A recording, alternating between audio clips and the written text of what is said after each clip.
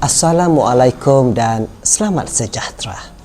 Setinggi-tinggi penghargaan dan ucapan terima kasih kepada pihak Jabatan Pendidikan Negeri Kelantan, Jabatan Kebajikan Masyarakat Negeri Kelantan, Kerajaan Negeri Kelantan, rakan kolaborasi, rakan strategi, kenalan Bizara, para datuk, datin, ibu bapa serta semua pihak yang telah memberi kerjasama dan meluangkan masa untuk menjawab soalan kaji selidik bagi pengajian Doctor of Business Administration DBA Encik Wan Zakaria.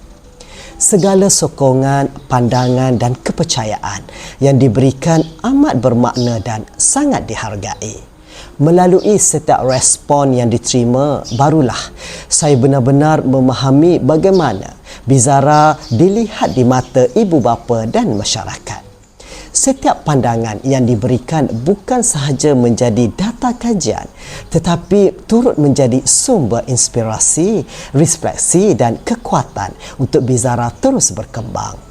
Sesungguhnya, setiap kerjasama yang diberikan telah memudahkan perjalanan ini dan membuka ruang untuk langkah seterusnya menjadi lebih jelas dan lebih bermakna. Terima kasih kerana sentiasa menjadi sebahagian daripada perjalanan, perjuangan dan perkembangan Bizara.